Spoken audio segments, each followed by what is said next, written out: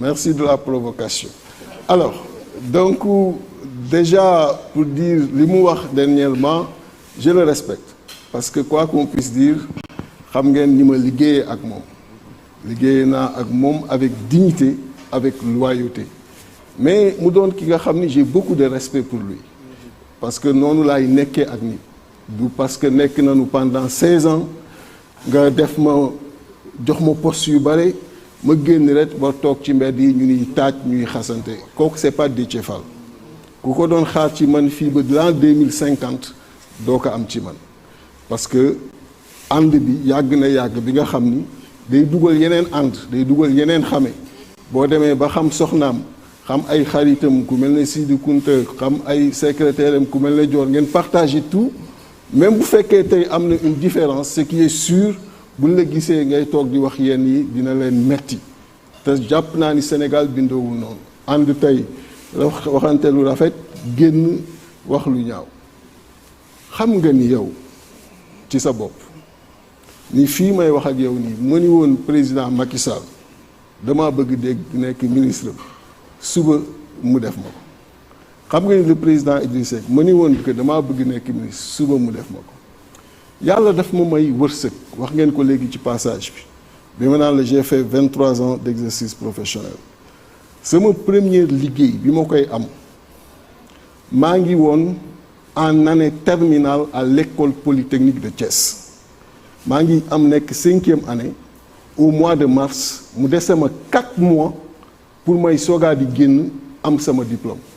fa la ma sama premier liggéey fekkee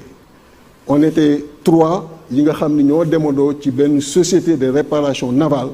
ñoom ñoo ñëw ci école bi recruter ñu c'est-à-dire que man bi ma génnee école daanaka chômé wu ma j'ai demandé à cette société ñu may ma juste 10 jours ma noppalu bi ma jotee diplôme bi noppalu rek dem liggéey ce qui fait que toute ma vie dama ko organiser ci domaine privé même si dama am une vie politique pour ne pas que sama engagement politique ñu koy mën di ko lier ak ay privilèges di ko lier ak ay avantages yàlla def na ànd nañu 16 ans bi ñu demee ba mu war jël une direction bi nga xam ni ça ne me convenait pas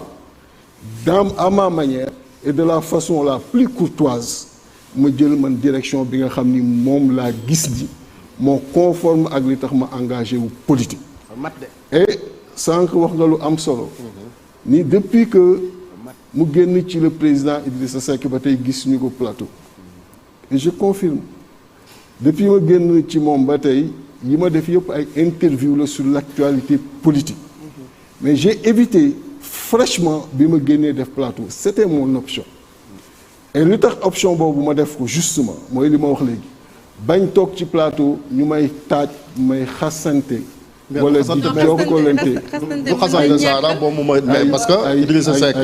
du xasante mais aussi les dañu bëgg comprendre parce que man dama jàpp ne képp ku taxaw ne da nga bëgg a diriger Sénégal am na ay informations yoo xamante ni opinion bi dañ ko war a xam ci yow donc c'est l'occasion pour ñu xam véritablement lan moo tax monsieur Déthié Fall a décidé de se séparer d'Idrissa Seck sachant que moom après quelque temps dem na ci cybercampus bi dajee directoire réew mi ne il vous avait demandé en tout cas de vous abstenir de parler loolu la waxoon wax na ko nee na comme da ngaa mer bul wax ci mbooloo parce que dafa jàpp ni kaddu yi nga yëkkati ci assemblée nationale kaddu yi ki ku mer la moom moo tax mu jël décision boobu jël séparation moo tax vraiment on voudrait vrai tey xam lan moo tax ngeen séparé loolu xam nga ko defal 16 ans xam nga ko c'est-à-dire que bi mbir mi amee xam na li nekk ci man xam na ma xam naa ko bu baax et yàlla def na ce respect mutuel a toujours existé même si j'étais dans ses bras j'étais son numéro 2 je vous le dis et je vous le répète daf maa mos a respecté ma mos ko respecté donc xam na ma aussi bi mu naan bul wax tant que lii dañu ci yow parce que xam na ni bu ma waxee du baax mais non parce que benn instant aussi nit da ngay jël say responsabilités moo tax ma la dama jël samay responsabilités dans la courtoisie parce que l'exercice ce n'était pas ce que j'allais faire mais comment le faire tout en gardant ce qui me caractérise c'était ça l'exercice parce que yow am nga noo bindoo soxna Sara am na lu mu bindoo li am solo mooy en toutes circonstances li ñu la xàmmee ak lu mu metti nga mën ko garder. Et donc l'exercice c'était pas kañ laay wax ak lan laa dul waxee fan laay waxee ba nga xam ni tey jii nii c'est juste ce qui nous différencie ngay génne sans pour autant traverser frontière boobu parce que cette frontière j'y tenais. Pourquoi j'y tenais mooy li ma la wax léegi nit mu leen ànd 16 ans mu jox la ay responsabilités jox la respect nga delloo ko ku nekk xam na ma nekkee woon ci parti boobu dawal naa parti boobu guddi ak bëccëg j'ai fait beaucoup de tournées nationales et internationales pour ce parti-là am fa ay xarit am fa ay dëkkandoo am fa ay mbokk donc génn bi mënul woon def lu dul mu doon génn bu rafet et c'était ça l'exercice donc bi mu nee bul wax dem naa assemblée wax na bi ma waxee ba pare ngeen ma gëj a dégg sur ce sujet ba tey laa ciy waxaat te duma ci waxaat à part aujourd'hui. Est-ce que bi mu dellu ci Macky Sall tàggu na la consulté na la bi mu décidé na dem ci gouvernement bi. Je vais vous dire une chose tout ce qu'il a eu à dire avec moi ay scénario la pare nañu dialogue politique ces scénarios s'offrent à nous pour chaque scénario je lui ai donné mon point de vue. La décision finale lui appartenait et cette décision finale je l'ai appris comme vous. J'ai appris comme vous qu'on venait de le nommer le président du Conseil économique, social et environnemental à la radio comme vous. Est-ce que vous l'avez pris comme une trahison? Non, je ne l'ai pas pris comme une trahison. Ce sont ses prérogatives. C'est les prérogatives du président du parti de prendre des décisions après consultation. C'est tout. Il a pris sa décision, il a pris ses orientations, je les ai respectées. Moi aussi, le moment venu, j'ai pris ma décision et je pense qu'il l'a respectée. J'aimerais avec la complicité... Ce que j'évitais surtout, comme dit Mme Gokhé, encore une fois... J'aimerais avec la complicité... dépasser l'eau. J'aimerais avec la complicité de la régie, si on pouvait remettre la photo, votre photo avec le président Idrissa Seck. Si... voilà. Quand vous regardez une photo comme ça, qu'est-ce que ça évoque? Quel est le sentiment qui vous partage? Parce que c'était quelque part un mentor, 16 ans. Quand on s'arrête sur une séquence comme ça, bon sentiment m'ont habité?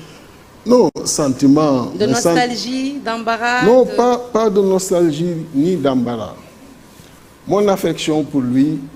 est profonde et il le sait et je sais que l'affection qu'il a pour moi est très profonde donc amul regret amul dara yàlla def na ànd ngeen waroon ngeen séparer l'exercice encore une fois mooy ne séparation bi rafet nit doon na ma xaar fii ba l'an 2050 bu dégg ma wax ko lu ñaaw tant que moom jëlul la décision de m'attaquer ou de dire autre chose du ma dégg mukk quel que soit par ailleurs dans le parti wala keneen ku ko def du ma dégg ma wax ci parce que war ma boobu rek moo mën am sama diggante ak moom bu loolu bu amul woon tey jàpp ngeen rek ni ñii ma nekkal ñii daan ma respecté naw ma bu fekkee xam nañu ni kii def naa ak moom 16 ans génn di wax yenn wax yi ñoom xëy nañu ci bare maa ngi leen di soogaa di fréquenter tu penses que cette confiance dina am ba ngeen mën di wax lu xóot di yëkkateendoo lu xóot nit da ngay am xel tuuti ñoom bu nu amoon xel gis ma may def yenn yi di wax yenn yi ci le président Idrissa Seck ñu am xel daan mu moytu parce que daan ñu kii comme kii la defal 16 ans taxaw di wax li ñun ñoo ngi sooraa di liggéey kon luñ fi wax wala luñ fi def demee mën na ko génne ci biti te kilifa da ngay mat kilifa en toutes circonstances parce que politique bi wax naa la ko encore une fois li ma ci tax a jóg mooy servir le pays servir les Sénégalais dama ci ñëw en sacrifice pour les Sénégalais mais ñëwuma ci pour leneen et donc du ma jaral may dugg ci yenn yi surtout quand il s'agit de relations personnelles par rapport ak nit bi nga xam ni da nga am respect ci moom et respect bi traversé ba boole leen ci yu bare bare. waaw ci politique la ñu nekk toujours ah depuis loolu.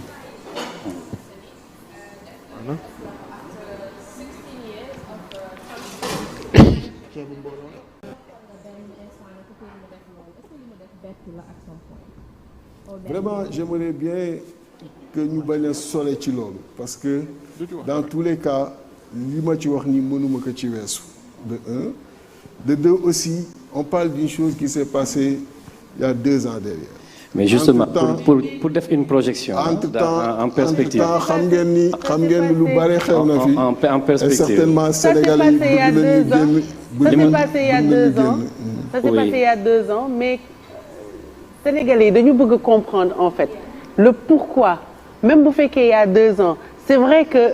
doo ko xas parce que def ngeen 16 ans am ngeen loo leen sekk yéen ñaar. xamante ngeen limite da ngeen di dem ba nekk famille même bu fekkee ñun politique li ñu taamu mooy opposition dès que ngeen bañ a d'accord rek ku ne day xas sa moroom wax sa moroom lu ñaaw doo ko def parce que si sa personnalité la bokk mais yaakaar naa lu tax ñuy insister ci question bi tout tourne autour de ça c'est qu'on veut savoir le pourquoi